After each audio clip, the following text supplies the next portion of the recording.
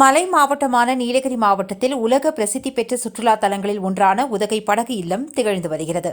இந்த படகு இல்ல ஏரியை தமிழக அரசு தூர்வார முதல்கட்டமாக 10 கோடி ரூபாய் நிதி ஒதுக்கப்பட்டு பணிகள் தற்பொழுது நடைபெற்று வருகின்றன.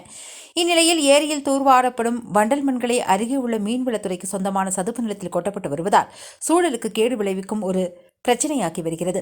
குறிப்பாக ஏரி கரையிலிருந்து வண்டல் மண்ணை சதுப்பு நிலத்தில் கொட்டுவதால் சதுப்பு நிலம் அழியும் அபாயம் ஏற்பட்டுள்ளது.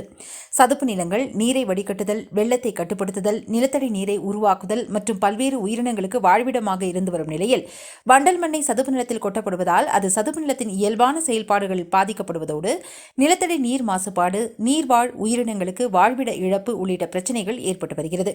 எனவே சதுப்பு நிலத்தில் கொட்டப்படும் வண்டல் மண்களை தடுத்து நிறுத்த வேண்டும் எனவும் சதுப்பு நிலத்தை தடை செய்யப்பட்ட பகுதியாக அறிவித்து பாதுகாக்க தமிழ்நாடு அரசும் மாவட்ட நிர்வாகமும் நடவடிக்கை எடுக்க வேண்டும் எனவும் இயற்கை ஆர்வலர்கள் கோரிக்கை வைத்துள்ளனர்.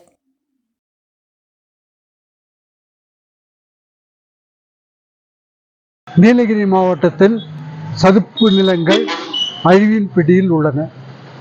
ஊட்டியில் உள்ள ஏரியில் உள்ள வண்டல் மண்ணை பஸ் ஸ்டாண்ட் பகுதியில் உள்ள நீர்வளத்துறைக்கு சொந்தமான சதுப்பு நில பகுதியில் அதிக அளவில் கொட்டப்பட்டு அழிக்கப்பட்டு வருகின்றது. இந்த சதுப்பு நிலங்கள் நீராதாரத்தின் ஒரு ஜீவாதாரம், பறவைகளின் வாழ்விடமாகவும் உள்ளது. அப்பகுதியில் நிறைய மூலிகை செடிகளும் உள்ளன. ஆகவே அப்பகுதியை பாதுகாக்கப்பட்ட பகுதியாக அறிவிக்க வேண்டும். அந்த மண் கொட்டுவதை தடுக்க வேண்டும். அரசாங்கம் இது போன்ற ஒரு அழிவு காரியங்களை செய்யக்கூடாது என்பதே பொதுமக்களின் கருத்தாக உள்ளது.